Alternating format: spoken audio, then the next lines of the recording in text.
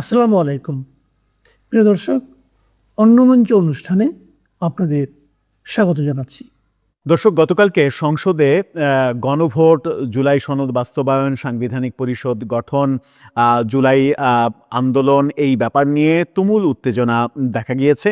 আমরা দেখেছি ব্যারিস্টার আন্দালিব রহমান পার্থ রীতিমতো ধুয়ে দিয়েছেন বিরোধী দলকে এবং ৭২-এর সংবিধান ছুঁড়ে ফেলাকে তিনি বলার চেষ্টা করেছেন ৭২-এর সংবিধান ছুঁড়ে ফেলতে চাইছেন কি এই কারণে যে ৭১-এর পরাজয়ের গ্লানি মনে পড়ে যায় বারবার ৭২-এর সংবিধান থাকলে।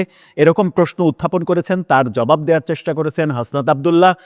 তিনি বলেছেন বেগম খালেদা জিয়াও এই সংবিধান ছুঁড়ে ফেলতে চেয়েছিল, তাহলে কি বেগম খালেদা জিয়াকেও আমাদেরকে যেভাবে মুক্তিযুদ্ধ বিরোধী বলার চেষ্টা করলেন তাকেও কি সেটা বলার চেষ্টা করবেন কিনা, এরকম নানা ব্যাপারে উত্তপ্ত হয়েছে সংসদ। গতকালকে স্বরাষ্ট্রমন্ত্রীও বেশ গুরুত্বপূর্ণ কথা বলেছেন এবং স্বরাষ্ট্রমন্ত্রীর সব থেকে গুরুত্বপূর্ণ কথার মধ্যে যেটা আমার কাছে সব থেকে গুরুত্বপূর্ণ মনে হয়েছে সেটা হচ্ছে যে জুলাই সনদ বাস্তবায়নের যে আদেশ অন্তর্বর্তীকালীন সরকার দিয়েছিল সেটাকে তিনি প্রতারণা বলেছেন। অর্থাৎ অন্তর্বর্তীকালীন সরকার জাতির সঙ্গে প্রতারণা করেছে এই আদেশ অধ্যাদেশ দিয়ে। তার মানে জুলাই সনদ বাস্তবায়ন আদেশ, গণভোট, এগুলো কোনো কিছুই সংসদে পাশ হচ্ছে না। সংসদে যখন এগুলো পাশ হচ্ছে না, জুলাই সনদ বাস্তবায়ন আদেশকে যখন প্রতারণা বলছেন স্বরাষ্ট্রমন্ত্রী, তখন বিরোধী দল থেকে আন্দোলনের হুমকি দেওয়া হচ্ছে। এনসিপির বিভিন্ন পেজ থেকে রেমিটেন্স শাটডাউন, বিদেশ থেকে আহ্বান, জুলাই অভ্যুত্থান 2.0, এরকম নানা লেখালেখি চলছে। চলুন একটু জেনে দেখি স্বরাষ্ট্রমন্ত্রী সালাউদ্দিন আহমেদ এই জুলাই সনদ বাস্তবায়নকে কেন প্রতারণা বললেন, সাথে আর কি কি গুরুত্বপূর্ণ কথা তিনি বললেন।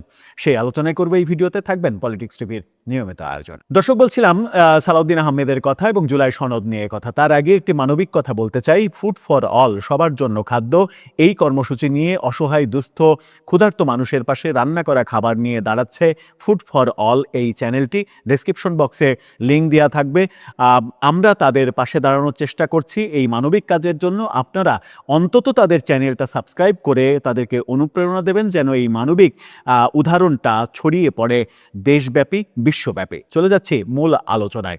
বলছিলাম স্বরাষ্ট্রমন্ত্রী সালাউদ্দিন আহমেদের কথা। সালাউদ্দিন আহমেদের গতকালকের বক্তব্যে অনেকগুলো গুরুত্বপূর্ণ বিষয় উঠে এসেছে। তার মধ্যে সব থেকে গুরুত্বপূর্ণ বিষয় হচ্ছে জুলাই সনদ বাস্তবায়ন আদেশকে তিনি প্রতারণা বলেছেন। অর্থাৎ ডক্টর ইউনূস জাতির সঙ্গে প্রতারণা করেছেন এমন কথা বলেছেন।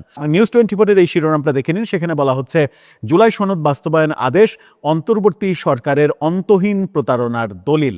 হ্যাঁ, এটা একটা প্রতারণার দলিল হিসেবে তিনি আখ্যা দিচ্ছেন। জুলাই সনদে এই প্রতারণার দলিল বলে মন্তব্য করেছেন। জাতীয় সংসদে এই কথা বলেন তিনি। প্রধান নির্বাচন কমিশনার সিইসি সংবিধানের বাইরে গিয়ে সংবিধান সংস্কার পরিষদের সদস্য হিসেবে শপথ নেয়ার ফর্ম বিতরণ করে শপথ ভঙ্গ করেছেন, সংবিধান লঙ্ঘন করেছেন, এমন মন্তব্যও করেছেন। কোনো কোনো পত্রিকা এই ব্যাপারটা নিয়ে রিপোর্ট করেছে, শিরোনাম করেছে। সেরকমই একটা শিরোনাম আপনারা দেখে আসেন, যেখানে সালাউদ্দিন আহমেদকে নিয়ে সমকাল শিরোনাম করেছে সিইসি শপথ ভঙ্গ ও সংবিধান লঙ্ঘন করেছেন সালাউদ্দিন আহমেদ। কিভাবে শপথ ভঙ্গ করেছেন, সংবিধান লঙ্ঘন করেছেন? সাংবিধানিক পরিষদ গঠনের, সাংবিধানিক পরিষদের সদস্য হিসেবে বিরোধী দল যে শপথ নিয়েছে সেই শপথের কাগজ সাপ্লাই দিয়ে তাদেরকে শপথ পড়িয়ে তিনি সংবিধান লঙ্ঘন করেছেন এবং সংবিধান বিরোধী কর্মকাণ্ড করেছেন। সংবিধান বিরোধী কর্মকাণ্ড তো রাষ্ট্রদ্রোহিতার শামিল। তো রাষ্ট্রদ্রোহিতার অপরাধ যদি তিনি করে থাকেন তাহলে সেই অপরাধে কি তার শাস্তি হবে? তিনি যদিও এটা বলছেন, শাস্তির ব্যাপারে, শাস্তির পদক্ষেপের দিকে সরকার যাবে কিনা সেটা হয়তো সময়ই বলে দেবে। এই পুরো প্রক্রিয়াকে অবৈধ এবং বিগত অন্তর্বর্তী সরকারের একটি প্রতারণার দলিল হিসেবে অভিহিত করেছেন তিনি। সালাউদ্দিন আহমেদ বলেন, প্রধান নির্বাচন কমিশনার সংবিধান সংরক্ষণের জন্য 148 অনুচ্ছেদ অনুযায়ী শপথ নিয়েছেন। এই শপথ তিনি ভঙ্গ করেছেন এমনটা তিনি বলছেন। কিন্তু কোন আইন বলে সংবিধান সংস্কার পরিষদের সদস্য হিসেবে শপথ নেয়ার ফর্ম জাতীয় সংসদ সচিবালয়ে তিনি পাঠালেন? এই ফর্ম দাখিল করার কোনো এখতিয়ার তার নেই। তিনি এটি করে শপথভঙ্গ এবং সংবিধান লঙ্ঘন করেছেন। স্বরাষ্ট্রমন্ত্রী আরও বলেন, নির্বাচন কমিশন সংসদ সদস্যদের নির্বাচনের জন্য একটি ব্যালট দিয়েছিল। সেখানে সংবিধান সংস্কার পরিষদের সদস্য হওয়ার জন্য কোনো আলাদা ব্যালট ছিল না। জনগণ সংসদ সদস্য হিসেবে আমাদের ম্যান্ডেট দিয়েছে, অস্তিত্বহীন কোনো পরিষদের সদস্য হিসেবে নয়। এবং এই ব্যাপারটা বলতে গিয়েই তিনি বলছেন যে জুলাই সনদ বাস্তবায়ন আদেশ কিংবা সাংবিধানিক পরিষদ গঠনের যে আদেশ, এই আদেশ প্রফেসর ইউনূস সরকারের অন্তহীন প্রতারণার একটা দলিল। অর্থাৎ প্রফেসর ইউনূস জাতির সঙ্গে প্রতারণা করেছেন এবং সেই প্রতারণার ধারাবাহিকতায় সিইসি প্রধান নির্বাচন কমিশনার তিনি সাংবিধানিক পরিষদের সদস্য হিসেবে শপথের কাগজ দিয়ে কিংবা তাদেরকে শপথ পড়িয়ে সংবিধান লঙ্ঘন করেছেন। সংবিধান লঙ্ঘন মানে রাষ্ট্রদ্রোহিতা। রাষ্ট্রদ্রোহিতার একটাই শাস্তি, মৃত্যুদণ্ড। যদি প্রফেসর ইউনূস এই সংবিধান বহির্ভূত কাজ করে রাষ্ট্রদ্রোহিতা করেন, তাহলে কি তার নামে রাষ্ট্রদ্রোহিতার মামলা হবে? সিইসি যদি রাষ্ট্রদ্রোহিতা করেন সংবিধান লঙ্ঘন করে, তাহলে তার নামে কি রাষ্ট্রদ্রোহিতার মামলা হবে? কিংবা এই সরকার বর্তমান সিইসিকে কি সরিয়ে দেবে পরবর্তী নির্বাচনের আগেই? এরই মাঝে আমরা খবর পেয়েছি যে শেখ হাফিজুর রহমান কার্জন, ঢাকা বিশ্ববিদ্যালয়ের আইন বিভাগের প্রফেসর, তিনি ঘোষণা দিয়েছেন প্রফেসর ইউনূসের বিরুদ্ধে তিনি রাষ্ট্রদ্রোহিতার মামলা করবেন। যদি এরকম মামলা শুরু হয়ে যায়, আমার মনে হয় যে প্রফেসর ইউনূস এবং তার সরকারের অনেক উপদেষ্টার বিরুদ্ধে এরকম রাষ্ট্রদ্রোহিতার মামলা করার স্কোপ খুঁজে পাবে অনেকেই। তাহলে কি পরিস্থিতি বিদঘুটে হতে যাচ্ছে? পরিস্থিতি ঘোলাটে হতে যাচ্ছে? রাজনৈতিক যে শান্তি আমরা প্রত্যাশা করেছিলাম নতুন সরকার আসার পরে, সেই শান্তি কি থাকছে না? বিরোধী দল কি অস্থির হয়ে পড়বে? এনসিপি জামাত কি আন্দোলন দিয়ে আবারও রাস্তা গরম করার চেষ্টা করবে? এরই মাঝে তারা ঘোষণা দিয়েছে জুলাই অভ্যুত্থান 2.0, অর্থাৎ শেখ হাসিনার পতনে একটা আন্দোলন দিয়ে হয়েছে, এবার বিএনপি সরকার পতনের জন্য তারা আরেকটা আন্দোলনে নামবে। সেই আন্দোলনে নামলে জনগণের সমর্থন, জনগণের আস্থা তারা কত % পাবে আগের তুলনায়, সেটাও একটা বড় প্রশ্ন। দর্শক, আপনার কাছে কি মনে হয়, এই যে প্রফেসর ইউনূস প্রতারণা করলেন এবং সংবিধান লঙ্ঘন করলেন প্রধান নির্বাচন কমিশনার, এর দায় কে নেবে? আসসালামু আলাইকুম। একটা জাতীয় নির্বাচনের পর 1.5 মাস যেতে না যেতেই রাজনৈতিক পরিস্থিতি নিয়ে নানান ধরনের ধূম্রজালের সৃষ্টি হয়েছে। এরই মধ্যে কোন দিকে যাচ্ছে রাজনীতি, কতটা অস্থিতিশীল হয়ে উঠছে দেশ। একটি নির্বাচিত সরকার আসার পরেও এই দেশ যে খুব সহজেই স্থিতিশীলতার দিকে যেতে পারবে না, তা সহজেই অনুমান করা যাচ্ছিল এবং সে কথা আমরা প্রকাশ্যেই বলছিলাম।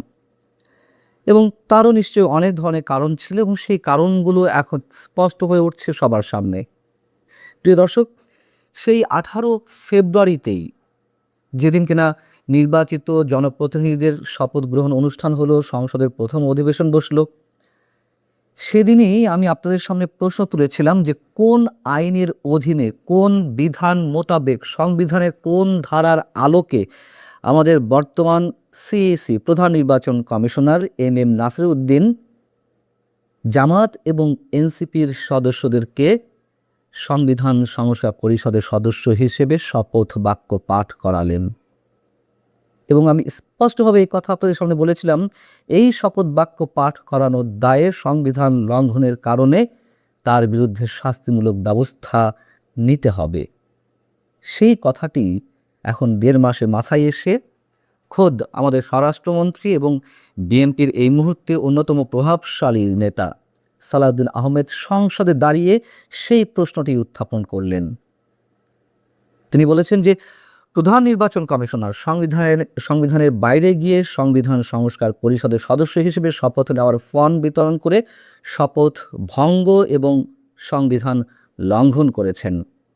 তিনি এই পুরো প্রক্রিয়াকে অবৈধ এবং বিগত অন্তর্বর্তীকালীন সরকার অর্থাৎ ডক্টর ইউনূস সরকারের একটি প্রতারণার দলিল হিসেবে অভিহিত করেছেন। খুবই চমৎকার বলেছেন, শতভাগ সমর্থন করি স্বরাষ্ট্রমন্ত্রীর এই বক্তব্যকে।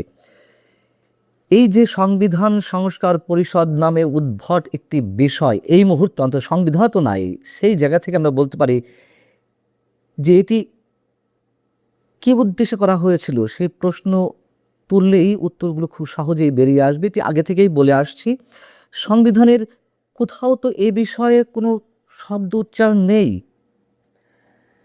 রাষ্ট্রপতির অধ্যাদেশের মাধ্যমে গণভোটটি অনুষ্ঠিত হয়েছিল, হ্যাঁ না ভোট।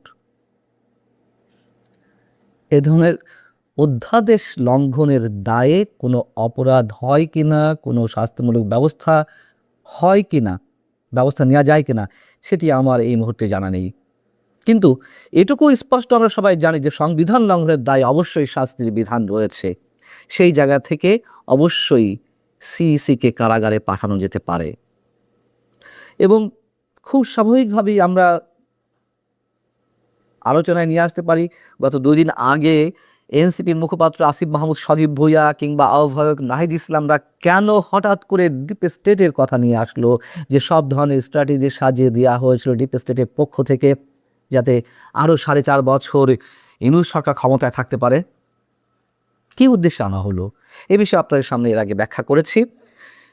এবং ডিপ স্টেটের খেলা যে এখনও থেমে যায়নি, বরং আরও সক্রিয় হয়েছে, সংসদের মধ্যে জামাত এবং এনসিপির ভূমিকাকে আমাদের সামনে তুলে ধরলেই স্পষ্ট বোঝা যায়। একটি বিশেষ রাজনৈতিক শক্তি এরই মধ্যে সুশীল সমাজের প্রতিনিধি হিসেবে ফটো সাংবাদিক শহীদুল আলমদের রাজপথে নামিয়েছে।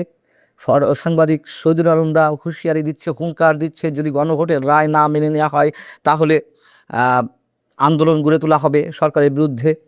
বিএনপি গণভোটের রায় মানছে না, জাতীয় নির্বাচনের রায় মানলেও তারা কেন গণভোটের রায় মানছে না? গণভোটের পুরো প্রক্রিয়ায় ইউনূস সরকারের প্রতারণা ছিল। একথা সালাউদ্দিন আহমেদ সাহেব যেমন বলেছেন, শুরু থেকেই একথা আমি নিজেও বলে আসছি। এবং এই গণভোট যে প্রতারণার মাধ্যমেই অনুষ্ঠিত হয়েছে সেটিও আমরা জানি। কোথাও কোথাও 244% ভোট কাস্ট হয়েছে এবং বলা হচ্ছে যে বিএনপি তো বলেছিল যে হ্যাঁ এর পক্ষে ভোট দিন। বিএনপি তো বাধ্য হয়ে বলেছিল। বিএনপি ইউনূস সরকারের প্রতারণা স্পষ্টভাবে বুঝতে পেরেছিল বিধায় 2-1 দিন হয়তো শীর্ষ নেতৃত্বের মুখ থেকে বেরিয়েছে যে হ্যাঁতে ভোট দিন। এটুকু না বললে তো জাতীয় সংসদ নির্বাচনটি ইউনূস সরকারের কাছ থেকে আদায় করা যেত না। সেই জায়গা থেকে আমরা এটাকেও বলতে পারি বিএনপির জন্য এটি ছিল ডক্ট্রিন অফ নেসেসিটি। সময়ের দাবি অনুযায়ী এটুকু হয়তো বিএনপি নাটক করেছে। এবং ইউনূস সরকারের চাপেই আমাদের রাষ্ট্রপতি গণভোটের অধ্যাদেশ জারি করেছিলেন। জামাত এনসিপি এখন বলছে যে তারা প্রশ্ন তুলছে কোন প্রেক্ষাপটের মধ্য দিয়ে আজকের এই সংসদে এসেছি সেটি সকলেই জানি। যখন বাংলাদেশের গণ অভ্যুত্থান সংঘটিত হলো, তারপর 5 আগস্ট থেকে 8 আগস্ট পর্যন্ত বাংলাদেশে কোনো সরকার ছিল না। সেই সময়টাতে বাংলাদেশের সংবিধান কতটুকু কার্যকর ছিল? ভালো কথা, যৌক্তিক প্রশ্ন। কিন্তু সেই সংবিধানের আলোকেই তো ডক্টর ইউনূস সরকার শপথ নিয়েছিল, সেই সংবিধানের আলোকেই নির্বাচন হয়েছে। যেটি বলা হচ্ছে যে হাইকোর্টের রেফারেন্স মাধ্যমে ডক্টর ইউনূস সরকার ক্ষমতায় এসেছিল এবং আরও যা যা কিছু হয়েছে সেগুলো কিসের আলোকে হয়েছে? অবশ্যই তার অনেক কিছু ডক্ট্রিন অফ নেসেসিটি জায়গা থেকে হয়েছে, আবার অনেক কিছুই সংবিধান মেনে হয়েছে। তো সংবিধান মেনে যেগুলো হয়েছে সেগুলোর কথা কেন স্মরণ করে না জামাত এনসিপি? নিজেদের পক্ষে আসলে সেটি সংবিধান আলোকে নেওয়া যায়, নিজেদের বিপক্ষে গেলে সংবিধান ছুঁড়ে ফেলতে হবে। এসব ভাওতাবাজি মানুষ বুঝে গেছে, এগুলো বন্ধ করতে হবে। এবং এই যে ডক্টর ইউনূস নির্বাচনের নাম করে 18 মাস ক্ষমতা ধরে রাখলো, এটা নিশ্চয়ই ডক্ট্রিন অফ নেসেসিটি নয়। তারা ক্ষমতা দীর্ঘায়িত করতে চেয়েছিল, তারা সহজে নির্বাচন দিতে চায়নি। সেই জায়গা থেকে বিএনপি অনেক ছাড় দিয়ে, বিএনপিকেও অনেক নাটকের মধ্য দিয়ে এই নির্বাচনটি আদায় করতে হয়েছে। সহজ কথা। জামাত এনসিপি বড় ধরনের ঝামেলা সৃষ্টির জন্য প্রস্তুত এবং তারা সম্ভবত সেগুলো কার্যকর করার চেষ্টাও করবে। পেছনে ডিপ স্টেটের খেলা রয়েছে এবং ওই যে আসিফ মাহমুদরা কয়েকদিন আগে ডিপ স্টেটের খেলার বিষয়টি নিয়ে এলো, যাতে আমি বলেছিলাম একটু মনে করিয়ে দিই, যাতে এটুকু স্টাবলিশ করা যায় বিএনপি ডিপ স্টেটের খেলার অংশ হিসেবে ক্ষমতায় এসেছে, এমন প্ল্যান তাদের থাকতে পারে। সেটাই তারা এটি মানুষের মাঝে স্টাবলিশ করার চেষ্টা করবে। যাই হোক, জুলাই সনদ মানার কি বাধ্যবাধকতা? আমাদেরকে সংবিধান মানার বাধ্যবাধকতা রয়েছে। জুলাই সনদের অনেক কিছুই ভালো থাকতে পারে, আছে অবশ্যই, সেগুলো বিএনপি মানবে। বিএনপি মানার জন্য অনেক ক্ষেত্রেই প্রস্তুত। তার অনেক কিছুই আমাদের সামনে উপস্থিত হয়েছে। ডেপুটি স্পিকারের পদ বিরোধী দলকে ছেড়ে দিতে চেয়েছিল। আরও অনেক এক্সাম্পল আমাদের সামনে নিয়ে এসেছে। জুলাই সনদের যেই ভালো দিকগুলো যদি বিএনপি না মানে, সাধারণ মানুষ সেগুলো বুঝে নেবে। নিশ্চয়ই আমরা সতর্ক দৃষ্টি রাখছি যে কোন কোন ভালো জিনিস বিএনপি তার রাজনৈতিক স্বার্থে অ্যাভয়েড করতে চায় বা তারা সেগুলো মানবে না, সংবিধান সংস্কার করবে না। আর সংবিধান সংস্কারের জন্য তো এই সংবিধান সংস্কার পরিষদের দরকার নেই। সংখ্যাগরিষ্ঠ মতামতের ভিত্তিতেই তো অনেক কিছু করা যায়, এর আগে করা হয়েছে। যেই ভয়ের বা আতঙ্কের বা আশঙ্কার জায়গা থেকে বিএনপি সংবিধান সংস্কার পরিষদের সদস্য হিসেবে শপথ নেয়নি, সেটাও একটু মনে করিয়ে দিই। শোনা যাচ্ছিল যে এই সংবিধান সংস্কার পরিষদ 6 মাস ধরে থাকবে।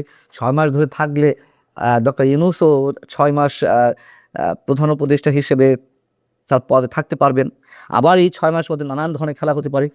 এখন আবার একটা হজপজ বাঁধানোর জন্য জামাত, এনসিপি এইগুলো করার জন্য সংসদের ভেতরে বাইরে পুরো দেশকে উত্তপ্ত করার চেষ্টা করছে। মোদ্দা কথা হচ্ছে, ডিপ স্টেটে খেলা এখনও থামেনি। জামাত এনসিপি ডিপ স্টেটের হয়ে এখনো পর্যন্ত খেলছে, অনেককে খেলার জন্য রাজপথে নামাচ্ছে। ভালো থাকুন সবাই, আল্লাহ হাফিজ।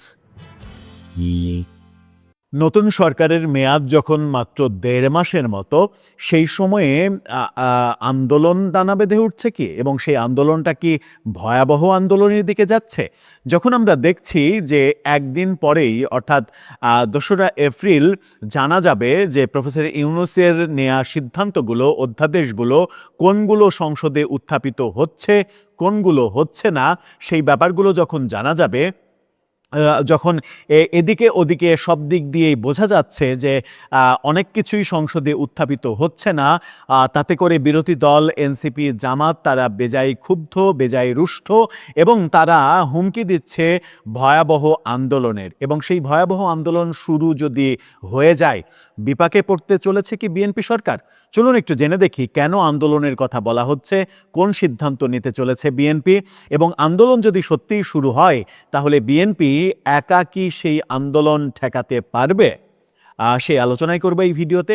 থাকবেন পলিটিক্স টিভির নিয়মিত আয়োজন। দর্শক, আন্দোলনের কথা বলছিলাম, তার আগে একটি মানবিক কথা বলতে চাই।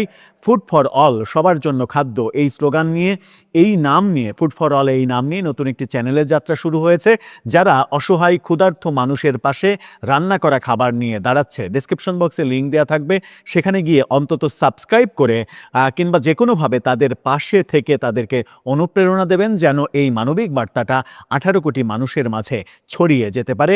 আমরা যারা সামর্থ্যবান তারা যেন ক্ষুধার্ত মানুষের পাশে একবেলার খাবার নিয়ে অন্তত দাঁড়াতে পারি। চলে যাচ্ছি মূল আলোচনায়। বলছিলাম, আন্দোলনের ডাক দেয়া হচ্ছে, ভয়াবহ আন্দোলনের হুমকি দেয়া হচ্ছে। কারণটা কি? কারণ 2রা এপ্রিল সংসদে উত্থাপিত হবে প্রফেসর ইউনূসের আমলের সমস্ত কিছু, অধ্যাদেশ, আইন, এডা ওডা সব কিছু উত্থাপিত হবে, এবং সেখানেই পরিষ্কার হবে যে কোনগুলো উত্থাপিত হলো না, কোনগুলো সরকার বাতিল করতে চাইছে। এরই মাঝে স্পষ্ট করে জানিয়ে দেওয়া হয়েছে যে গণভোট পাশ হবে না, গণভোট সংসদে উত্থাপিত হবেই না। এবং প্রফেসর ইউনূসের আরেকটা মেটিকুলাস সিদ্ধান্ত, যেটা ঐক্যমত্যের বাইরে গিয়ে ডক্টর আলী রিয়াজ, বিদেশি নাগরিক যিনি, তার মেটিকুলাস ডিজাইনে সাংবিধানিক পরিষদ গঠনের যে সিদ্ধান্ত কিংবা অধ্যাদেশ জারি করা হয়েছিল, সেটাও সংসদে পাশ হবে না, সেটাও উত্থাপন করা নাও হতে পারে। এরকম একটা মুহূর্তে বিরোধী দলের যে চাওয়া, জামাত এবং এনসিপির যে চাওয়া, সেই চাওয়ার মূল বিষয়বস্তুই মানে পূরণ হচ্ছে না। যখন এই মূল বিষয়বস্তু পূরণ হচ্ছে না, গণভোট বাতিল হয়ে যাচ্ছে, সাংবিধানিক পরিষদ গঠিত হচ্ছে না, সংবিধান মানে সংশোধন তাদের মতো করে হচ্ছে না, সংবিধানের মূল নীতি পরিবর্তন হচ্ছে না, উচ্চকক্ষ নাও হতে পারে, উচ্চকক্ষ হলেও সেটা পিয়ার পদ্ধতিতে হচ্ছে না, অনেক কিছুই, গণভোট হাঁ ভোট জয়যুক্ত হয়েছে ঠিকই, কিন্তু হাঁ ভোট জয়যুক্ত হওয়া নিয়েও অনেক বিতর্ক রয়েছে। কারণ নির্বাচনের রাতে হ্যাঁ ভোট না ভোটের কোনো হিসাব নিকাশ দেওয়া হয়নি। নির্বাচনের রাতে 12-1টার মধ্যেই বিএনপি সরকার গঠন করছে, সেটা যখন নিশ্চিত হয়ে গেছে, ঠিক সেই মুহূর্ত পর্যন্ত হাঁ ভোট না ভোটের কোনো হিসাব দেওয়া হয়নি। পরদিন বিকেলে এসে হাঁ ভোট না ভোটের ফলাফল ঘোষণা করা হয়েছে। সেই কারণেই অনেকে মনে করেন যে হাঁ ভোট না গণভোট নিয়ে প্রফেসর ইউনূস মেটিকুলাস কোনো ডিজাইন করেছেন কিনা এই বিতর্কও রয়েছে, কিন্তু সেই বিতর্কে আমরা যেতে চাই না। গণভোট বাতিল হয়ে যাচ্ছে, মানে গণভোটের যে অধ্যাদেশ সেই অধ্যাদেশ বাতিল হয়ে যাচ্ছে, সংসদে উত্থাপিত হচ্ছে না, 12 এপ্রিল অটোমেটিকলি বাতিল হয়ে যাবে। সেরকম একটা প্রেক্ষাপটে গণভোট এবং সাংবিধানিক পরিষদ এই দুটোই তো সব থেকে বড় চাওয়া এনসিপি এবং জামাতের। সেই প্রেক্ষাপটটা মানে বুঝতে পেরে হাসনাত আবদুল্লাহরা আন্দোলনের ডাক দিচ্ছেন। হাসনাত আবদুল্লাহ, সাজিস আলমরা যেভাবে ফেসবুকে লেখালেখি করছেন তাতে মনে হচ্ছে যে আরেকটা জুলাই আসছে, এবং তারা সরাসরি বলছেন যে আরেকটা জুলাই আসছে। হাসনাত আবদুল্লাহর এই স্ট্যাটাসটা, স্পেসিফিকলি এই স্ট্যাটাসটা দেখে নিন, যেখানে তিনি বলছেন ব্রেকিং নিউজ, সবাই প্রস্তুত থাকবেন, ভয়াবহ আন্দোলনের ডাক আসবে ইনশাল্লাহ। তিনি আন্দোলনটাকে ভয়াবহ আন্দোলন বলছেন। এবং একদিন আগে সার্জিস আলমকে আমরা বলতে শুনেছি যে বিএনপির বিরুদ্ধে যদি আন্দোলন শুরু হয় তাহলে বিএনপির সরকার পড়ে যাবে, বিএনপি সরকার টিকতে পারবে না, এবং সেই আন্দোলন মোকাবেলা করার মতো ক্ষমতা বিএনপির নেই। বাস্তবতা কি? বাস্তবতা যদি সত্যি জামাত এবং এনসিপি আন্দোলন করে তাহলে বিএনপি সেটা মোকাবেলা করবে কিভাবে, কিংবা কোন পথে মোকাবেলা করবে, কিংবা কতটুকু মোকাবেলা করতে পারবে। আবার তারা যদি আন্দোলন করে তাহলে সেই আন্দোলনের জনসমর্থনই বা কতটা হবে। বাংলাদেশে তো আসলে জনসমর্থন লাগে না। ঢাকায় 2-4 লাখ লোক এক জায়গায় জড়ো করলেই মানে সরকার পতনের আন্দোলন হিসেবে সেটাকে দানা বেঁধে তুলে আনা সম্ভব হয়, যেটা আমরা দেখেছিলাম আওয়ামী লীগ সরকারের আমলে, যে ঢাকার আন্দোলনের দেখা দেখি সারা দেশে আন্দোলন কিছু কিছু জায়গায় কিছু কিছু শহরে স্প্রেড করেছিল। সেই স্প্রেড করার অন্যতম বড় কারণ ছিল সাধারণ মানুষের অংশগ্রহণ। দলমত নির্বিশেষে সাধারণ মানুষ অংশগ্রহণ করেছিল, কারণ আওয়ামী লীগের ওই মানে একপাক্ষিক ভোট, সেই ভোটের কারণে আসলে সাধারণ মানুষ অনেকটা রাগান্বিত ছিল, আওয়ামী লীগের ওপরে খুশি ছিল না। আওয়ামী লীগের ভেতরে যারা ছিল গুপ্ত অবস্থায়, সুপ্ত অবস্থায়, সেই গুপ্ত সুপ্ত লুকিয়ে থাকা গুলোও বেরিয়ে এসেছিল, যার কারণে আওয়ামী লীগ আসলে অসহায় হয়ে পড়েছিল। কিন্তু এখন যদি আন্দোলন হয়, হাসনাত আবদুল্লাহরা যেভাবে ডাক দিচ্ছেন, ভয়াবহ আন্দোলনের কথা বলছেন, এখন যদি আন্দোলন হয় তাহলে সাধারণ মানুষ এই আন্দোলনে যাবে না। তাহলে যাবে কারা? একান্তই একেবারে একনিষ্ঠভাবে জামাত করে কিংবা একনিষ্ঠভাবে এনসিপি করে এরকম লোকজন। সেরকম লোকজনের সংখ্যা কিন্তু খুব বেশি না।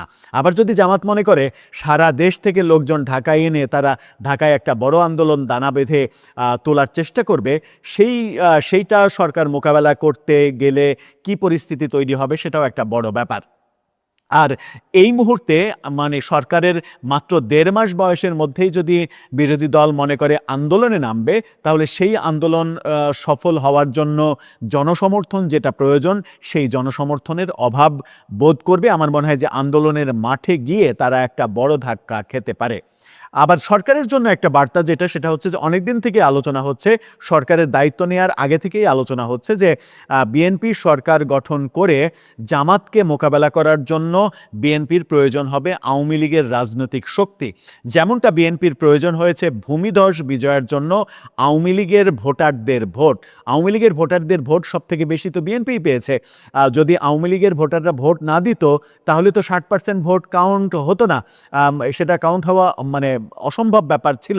তার মানে আওয়ামী লীগের ভোটাররা অনেকেই ভোট দিয়েছেন, এবং সেই অনেকের মধ্যে 95% ভোট বিএনপি পেয়েছে। সেটা বিএনপির ভূমিধস বিজয়ের জন্য একটা বড় কারণ। এবং সেই ক্ষেত্রে অনেকে মনে করেন যে বিএনপি আওয়ামী লীগের রাজনৈতিক নিষেধাজ্ঞা তুলে নিতে পারে, যেন আওয়ামী লীগ মাঠে থাকতে পারে। আর আওয়ামী লীগ মাঠে থাকলে জামাতকে মোকাবেলার ক্ষেত্রে বিএনপি একটা বড় সাপোর্ট পাবে, কারণ জামাতকে মোকাবেলার জন্য আওয়ামী লীগের মানে বিএনপির চাইতে আওয়ামী লীগ অনেক বেশি কার্যকর, এটা রাজনৈতিকভাবে প্রমাণিত। এখন দেখার বিষয় বিএনপি সরকার কোন পথে হাঁটবে, কিংবা যতই মানে মেঘের গর্জন থাকুক না কেন, বিরোধী দলের আন্দোলনের ডাকের গর্জন, তারা সরকারের মাত্র 1.5 মাস বয়সে কিংবা 2 মাসের মধ্যে এরকম একটা আন্দোলন দাঁড় করানো, এটা তাদের পক্ষে আদৌ সম্ভব হবে কিনা সেটাও একটা বড় প্রশ্ন। দর্শক, আপনার কাছে কি মনে হয় আন্দোলনের যে বার্তাটা দেয়া হচ্ছে তাতে করে বিএনপি সরকার কি বিপদে পড়বে? আর বিএনপি সরকার বিপদে পড়লে আবারও কি একটা বিশৃঙ্খল পরিবেশের দিকে আমরা